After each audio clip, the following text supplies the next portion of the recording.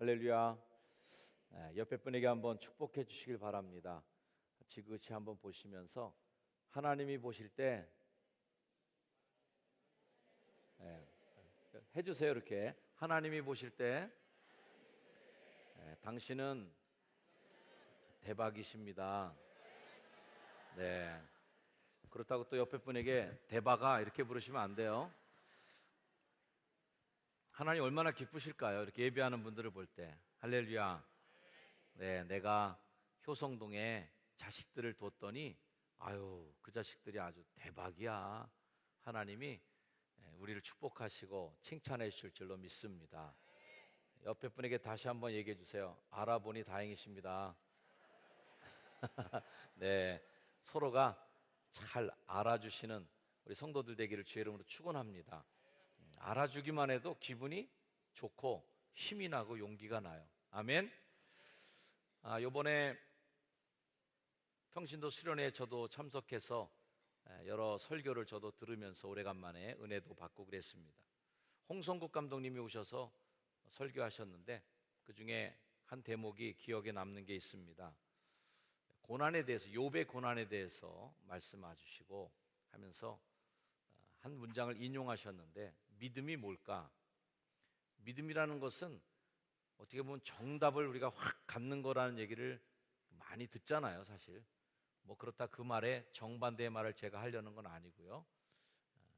하나님을 만나면 뭐 인생의 답이 끝나고, 교회를 만나면 신앙의 답이 확실하게 정답을 발견한다, 이런 말도 있는데, 그분은 오히려 좀 반대되는 말을 하셨어요.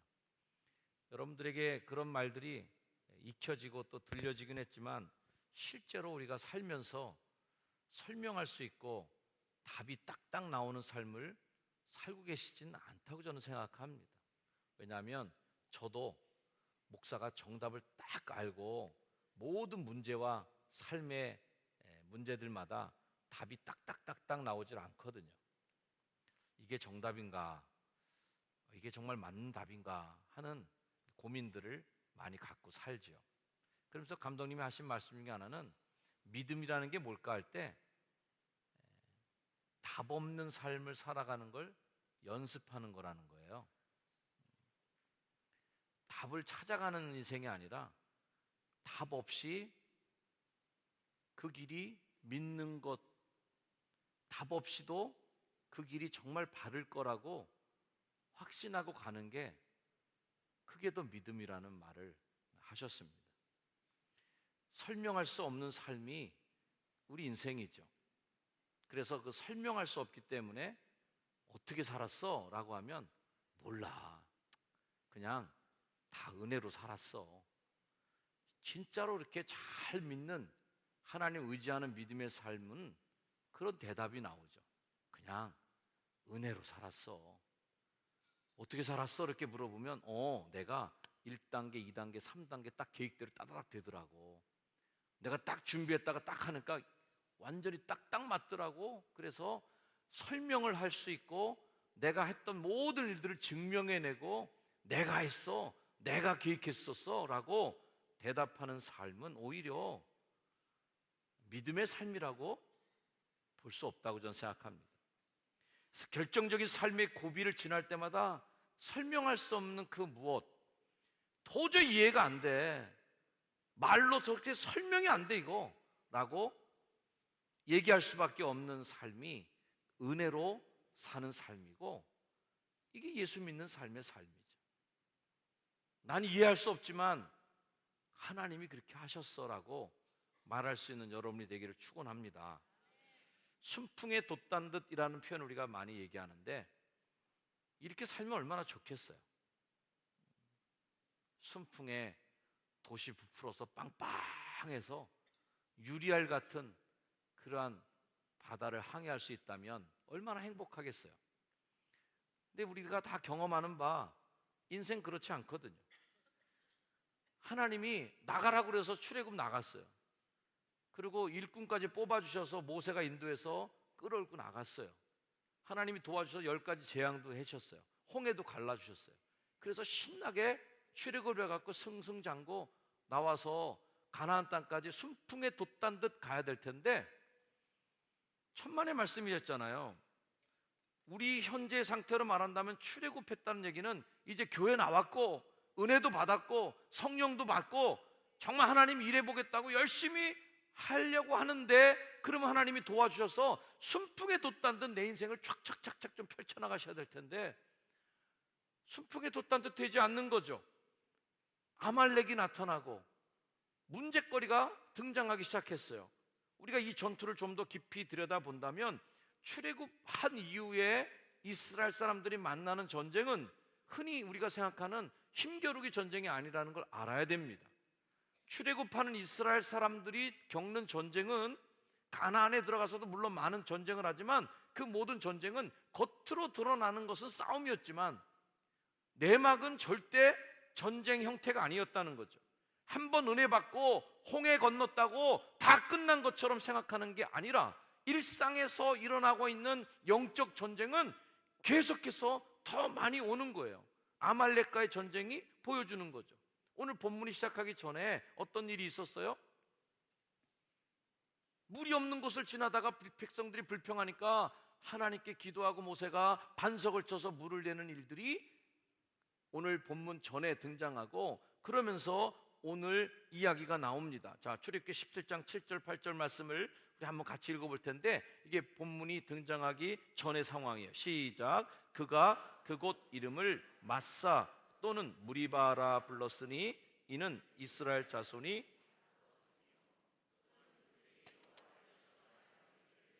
여호와께서 우리 중에 계신가 안 계신가 하였음이더라. 그때에 아말렉이 와서 이스라엘과 르비딤에서 싸우니라.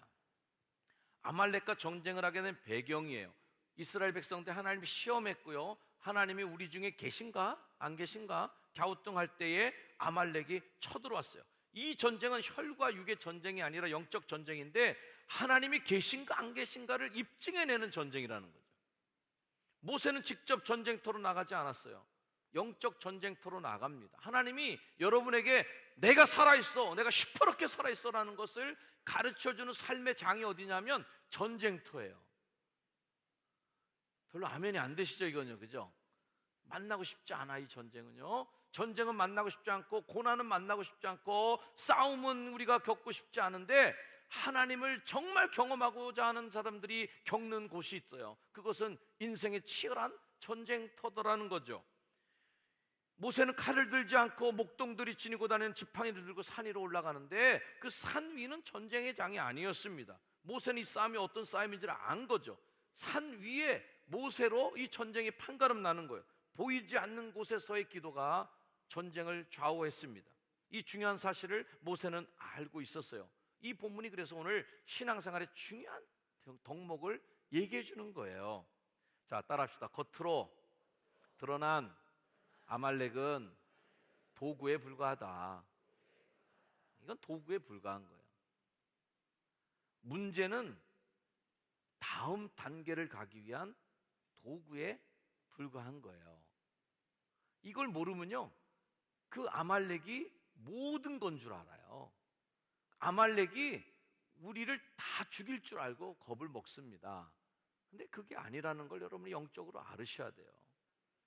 우리에게 어떤 사건이 일어났을 때 영적 시각이 열려야 되는데 우리가 싸워야 될 대상이 누군지를 빨리 알아야 되고요, 배후의 역사하는 세력을 알아볼 줄 알아야 돼요.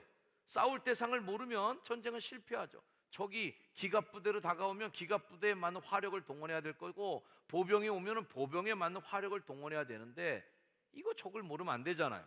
누구랑 싸우나 적을 파악하고 나서야 그 적과 싸울 전술과 전략이 나오는 겁니다.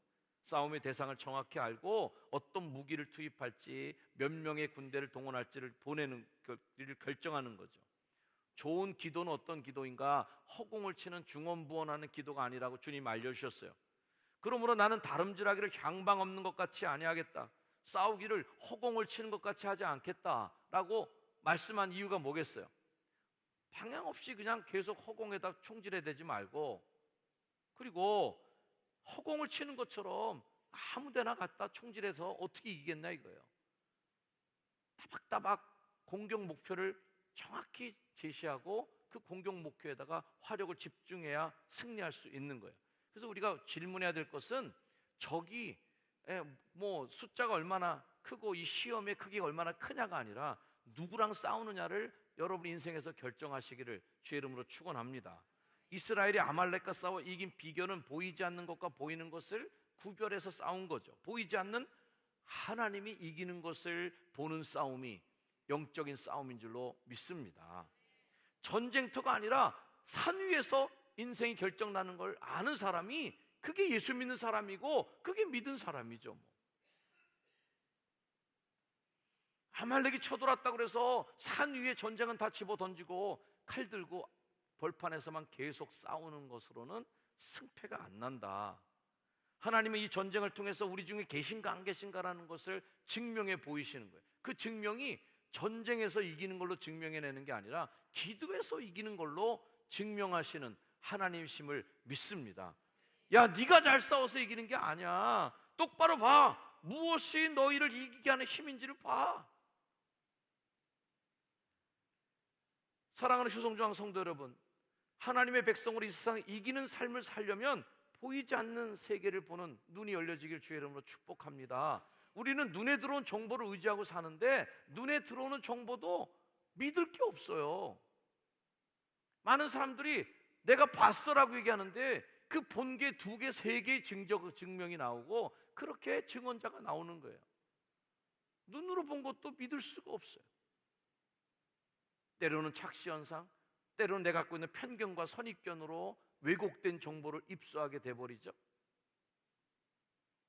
요즘에 많이 떠도는 많은 기사들, 이런 것들이 가짜 뉴스가 많다고 그러는데, 아니 뉴스면 뉴스지 무슨 가짜가 있겠어요.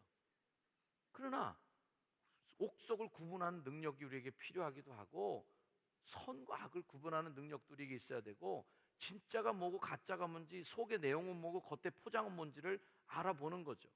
자, 여러분들 경기장에서 선수들이 막 뛰고 있는데 이 경기만 보는 사람은 하수죠. 저 선수가 드리블을 잘하네, 저 선수가 골을 잘 넣네를 보는 것도 재미난 경기일 거예요. 그러나 더 재미있게 경기를 보려면 벤치를 봐야죠.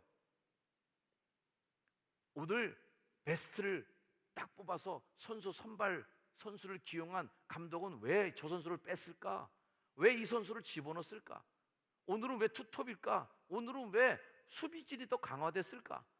상대방은 어떤 포진으로 나왔을까? 감독들은 어떤 생각으로 이 선수를 넣고 이 선수를 뺐을까? 이거 막 머리 쓰면서 지켜보면 이 게임이 엄청 재밌는 거죠.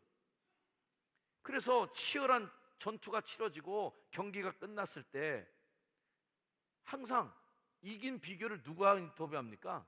감독이 인터뷰를 해요. 아니, 땀 흘린 건 선수인데 꼭 감독에게 와서 물어봅니다. 오늘 승리의 비결이 뭐였습니까? 오늘 패배의 원인이 뭐였습니까? 그리고 왜 그 선수를 중간에 뺐습니까? 왜 그 선수를 중간에 집어넣었습니까? 감독에게 물어보는 거예요. 보이지 않는 벤치에서 결정하는 그 수를 읽을 수 있을 때 게임이 점점 재미있어지는 것이죠. 신앙생활은 더합니다. 대부분 보이지 않는 것으로 결정되는 게 신앙생활이기 때문에 그래요. 저도 이제 목회 30년 정도 하다 보니까 눈으로 보이는 것만 다 제가 판단의 기준으로 삼지는 않아요. 어떤 분은 교회에서 잘 보이는 분도 있고 어떤 분은 또 교회에 잘 안 보이는 분도 있습니다. 그래서 그 안 보이는 분은 저한테 굉장히 미안해하기도 합니다. 목사님, 자주 제가 이렇게 나오지도 못하고 자주 제가 이렇게, 근데 저는 알아요. 그분이 얼마나 이 교회에 충성되고 진짜 알맹이가 있는 분인지 알죠. 눈에 자주 보이는 분도 있습니다. 매일 보이지만 또 때로는 그분을 볼 때 제 마음에 불안한 마음으로 보기도 하는 거예요. 정말 보이지 않는 곳에서 갖고 있는 그 힘이 느껴지는 분이 있고, 저 언제 저러다 터질지 모르는데 언제 저러다 또 쓰러질까 참 걱정된다, 이러는 또 불안한 분도 있는 거예요. 신앙생활은 하면 할수록 보이지 않는 세계에 눈을 뜨고 현상의 이면에 뭐가 있는지를 더 들여다보는 깊이 있는 작업이죠. 특히 기도하는 사람은 하나님의 역사와 사탄의 역사를 구분할 줄 알아야 됩니다. 어우, 잘 되는가, 잘 되고 있으니까 야, 하나님 복을 주시는구나. 또는 때로는 안 되니까 아유, 이거 사단이 역사하는구나. 근데 이면을 보면 정반대 현상일 수 있어요. 잘 되니까 사단이 이게 역사하는 거예요. 안 되고 있을 때 하나님이 오히려 길을 막기도 하시고 훈련시키시고 연단하시는 거예요. 아말렉이 왔으니까 하나님 우리를 버렸구나가 아니에요. 아말렉이 쳐들어왔으니까 하나님 우리를 내버려 두는 게 아니라 하나님이 개입하시고 진짜 하나님이 계신 걸 보여주시기 위해서 아말렉이 온 거예요. 할렐루야. 정반대로 우리가 보일 수 있어요. 잘 된다고 이게 하나님이 역사하시는 게 아니라 사단이 역사하는 것이 있어요. 영적 분별력이 있어야 돼요. 안 된다고 해서 절망할 게 아니라 그 안에서 하나님의 뜻을 발견하는 사람은 오히려 하나님의 다음 단계로 이끌어 가시는 축복을 반드시 경험할 줄로 믿습니다. 이걸 모르면 신앙생활도 잘 되다가 한 방에 주저앉는 거예요. 모세가 여호수아에게 얘기합니다. 모세가 여호수아에게 이르되 우리를 위하여 사람들을 택하여 나가서 아말렉과 싸워라. 넌 싸워라. 나는 지팡이 손에 잡고 산 꼭대기로 갈게 라고 얘기합니다. 너는 싸워라, 난 산으로 갈게. 이게 뭡니까? 지금 한 명도 아쉬운데 와서 좀 거들어 주시고, 백성들이, 군인들이 피곤하면 모세 그래도 지도자가 얘들아 잘 싸워, 응원, 힘내 해줘야 될 텐데 본인은 딴 데로 간다는 거죠. 모세는 어디가 승부처인 줄 아는 거죠. 저는 우리 효성중앙교회에 승부처에 모이는 분들이 많아지기를 주의로 축원합니다. 역대하에도 마찬가지 말씀입니다. 온 군대들이 몰려갖고 이스라엘을 막 포위하고 밀려오는데 깜짝 놀랐어요. 야하실이 이렇게 이야기합니다. 온 유다와 예루살렘 주민 여호사밧 왕이여 들읍시오.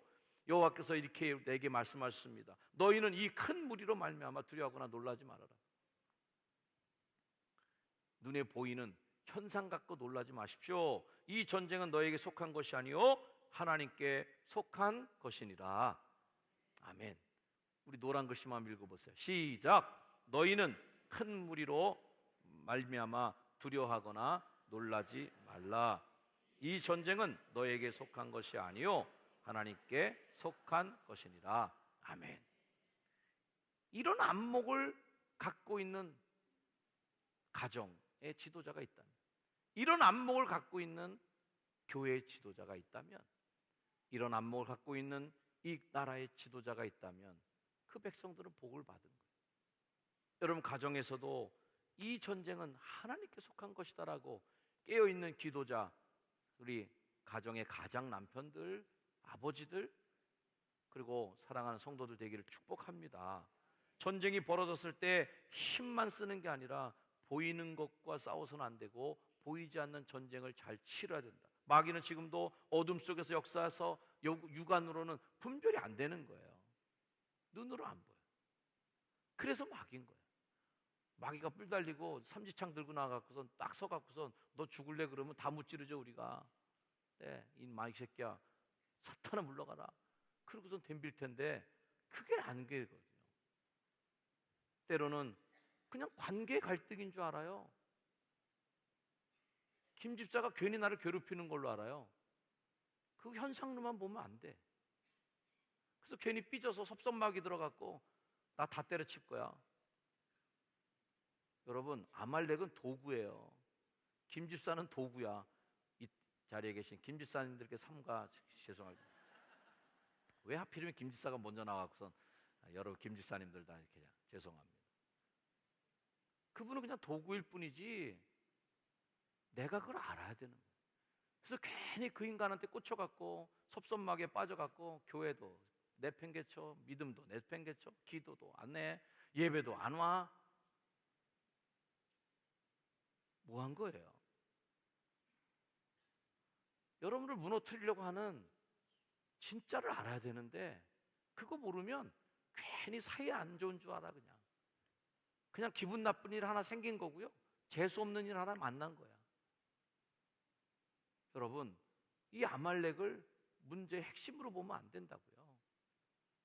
도구에 불과한 거예요.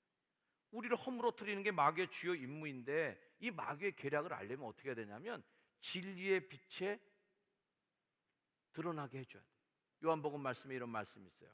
진리를 따는 자는 빛으로 오나니 이는 그 행위가 하나님 안에서 행한 것을 나타내려 합니다. 이게 하나님 안에서 행한 것인지 마귀가 하고 있는 짓인지 빛을 비춰줘 봐야 돼요. 무슨 빛이라고요? 진리의 빛. 거짓과 가짜가 아닌 진리로 볼 때 이게 하나님이 하시는 일인가, 마귀가 하는 일인가를 보게 되는 거예요. 여러분에게 바로 그 진리가 여러분의 안에 빛처럼 비춰지기를 축복합니다. 삼킬 자라 찾아 우는 사자처럼 부르짖는 사탄의 활동은 우리가 거짓에 속하면 더 어둠 속에서 거기서 활성화가 되는 것이고, 그걸 까서 빛을 비추면 다 죽는 거죠. 이 진리의 빛이 뭐예요? 결국 말씀에 비춰보는 거죠. 그래서 하나님 말씀을 모르면 빛이 꺼지는 거예요. 말씀의 빛으로 비춰봐서 드러내야 되는 건데, 감정의 빛에 비춰보고 지식의 빛에 비춰보고 경험의 빛에 비춰보니까 싫어, 나빠, 기분 안 좋아 이런 걸로만 결정 내버리면 어떻게 되겠어요? 여러분의 인생과 삶에 말씀이 주는 빛이 비춰지길 축복합니다.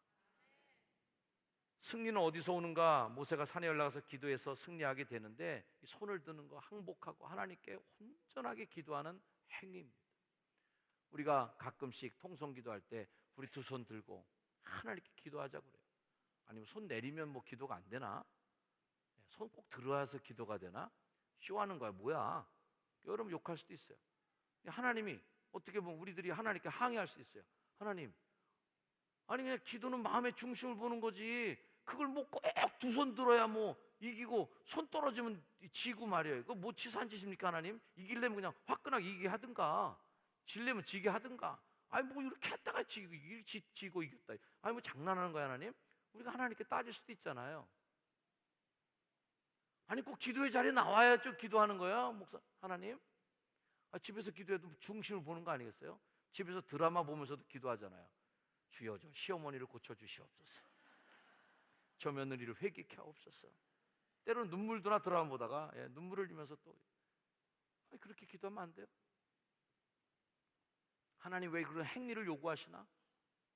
왜 하나님이 그런 제스처를 요구하시나 궁금해요. 하나님은 여러분이 기도의 자리에 있는 걸 보기를 원하세요. 집에서 마음의 중심을 담아 기도하지 마시고요, 드라마 보시다가 열과 정과 성을 다해서 기도하지 마시고 금요 기도에 좀 나오시길 바랍니다. 옆에 분에게 인사하세요. 기도의 자리에서 좀 봅시다. 기도의 자리에서 좀 봅시다. 기도하는 게 뭐예요? 힘 빼자고 기도하는 거예요. 힘 빼자고. 하나님께 더 많이 힘을 위임해 드리자는 거죠. 무슨 운동을 하든지 간에 운동을 잘 하려면 힘 빼라는 얘기를 엄청 잔소리를 듣습니다. 수영을 할 때도 몸에 힘 빼야 물에 뜹니다. 계속 잔소리 듣고 뭘 해든지 힘 빠져야 돼요. 그래서 힘 빼는데 3년 걸린다는 얘기가 있어요. 그만큼 내 힘을 절제시키고 떨어뜨리고 그 물에 의지하고 그 물에 나를 완전히 맡길 때 수영이 시작되는 거죠. 우리 인생도 힘으로 결정하는 게 아니라 힘을 빼야 은혜가 드러나는 거예요. 우리가 아는 유명한 그 말씀을 한번 현대어 성경으로 한번 여러분과 읽어보겠습니다. 고린도 후서 12장 10절 말씀인데요. 자, 한번 읽어볼게요. 시작.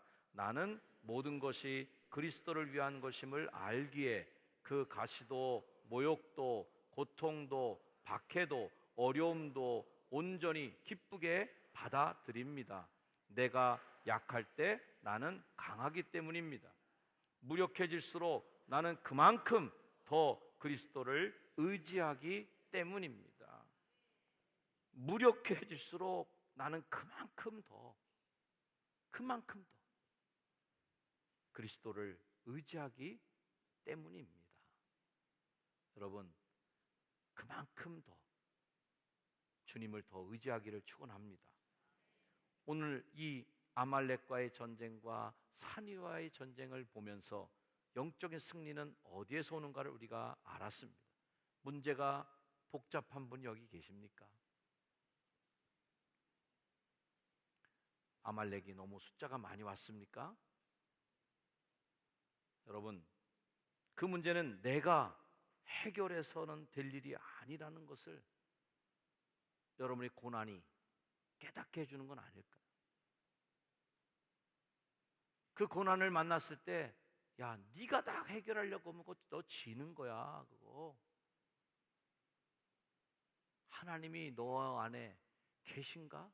안 계신가를 빨리 파악해봐. 이걸 깨닫는 게 영적 감각이에요. 라이놀드 니버라는 훌륭한 신학자가 남긴 기도문을 잘 아실 거예요. 한번 읽어볼까요? 시작. 하나님, 바꿀 수 없는 것은 받아들이는 평온함, 바꿀 수 있는 것은 바꾸는 용기를, 또한 그 차이를 구별하는 지혜를 주옵소서. 제일 중요한 기도가 뭘까요? 뭐 중요한 건 다 따져야 되지만 저는 마지막에 구별할 줄 아는 지혜, 이게 기도로 얻는 거예요. 이거 내가 해서 될 일인지 해도 안 되는 일인지 어떻게 이걸 구분해낼 줄 아는 게, 영적인 분별력을 갖는 게, 이게 신앙의 더 큰 자산인 거예요. 아멘. 그런 분별력을 갖게 되길 축원합니다. 최고의 승부처가 어딜까? 최고의 승부의 전쟁터는 기도처이죠. 기도에는 낙심이 따라옵니다. 예수님께서도 분명히 말씀해 주셨어요. 기도는 낙심하는 것이 꼭 따라온다. 예수께서 그들에게 항상 기도하고 낙심하지 말아야 될 것을 말씀하셨어요. 비유로 얘기해 주면서 불의한 재판장에 대한 비유를 말씀해 주셨죠.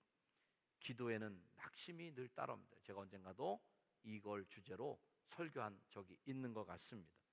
기도한다고 되나? 이런 부정적인 낙심이죠. 마귀가 누구를 가장 공격하나? 기도하는 사람 공격하죠. 교회에서 놀고 있으면요, 시험거리도 별로 없어요. 왜? 가만 놔둬봐야 별로 일을 안 하니까. 열심히 하는 분들에게 영적 공격이 제일 많습니다. 사탄은 아주 효율적으로 전쟁해요. 엉뚱하게 치지 않습니다. 주요 인물을 칩니다. 교회 지도자를 치고, 교회 핵심 인물을 치고, 그 조직의 중심 인물을 먼저 칩니다. 시험 들게 만들어요. 그래서 교회에서 장로님 더 많이 기도해야 되고, 권사님, 속장님들, 책임 맡고 있는 분들 더 많이 기도해야 되는 거예요. 왜? 그분 쓰러지면 다 날아가는 거니까. 한 명만 무너지면 저절로 무너지는 일이 많으니까 기도하지 못하게 만드는 거예요. 기도하다 낙심시킵니다. 기도를 쉬게 합니다. 그래서 우리는 함께 기도하는 기도의 모임, 동지가 필요한 거예요. 그게 기도회예요. 아니, 기도는 하나님하고 조용히 만나면 되지, 뭐 이렇게 집단적으로 모여갖고 기도할 필요가 뭐 있나? 아니죠. 하나님께서 이 땅에 교회 공동체를 세우시고 함께 기도의 동지들을 만들어 주셨습니다. 함께 기도하는 동지가 있으면 두려울 게 없죠. 가을은 독서의 계절이 아니라, 따라합시다. 가을은 기도할 수 있는 계절이다. 가을은 기도하기 좋은 계절이에요. 여러분, 이제 8월의 마지막 주일 마무리하고 9월이 다가오고 있습니다. 우리 인생과 삶도 또 한번 익어지는 계절, 여름 휴가, 바깥놀이로 마음에 들떠있던 것 좀 가라앉히고, 여름 행사, 교회 분주한 행사들로 인해서 돌아치던 마음들 좀 가라앉히고, 새벽 기도도 선선한 바람 따라 새벽길을 걸어 나오는 그 기분 좋은 기도의 순간도 느껴보시길 바라고, 또 때로는 홀로 조용한 예배당에 와서 기도하는 것도 한번 경험해 보시고, 금요 기도에 와서 함께 뜨겁게 기도할 수 있는 기도의 승부처도 마련해 보시고. 할렐루야. 기도할 때 산 위에서 승부가 나야 돼요. 그 산 위의 승부가 결국 들판의 전쟁터의 승리였어요. 그렇게 믿고 나아가시는 기도의 승리자 효성중앙 성도들이 되기를 주의 이름으로 축원합니다.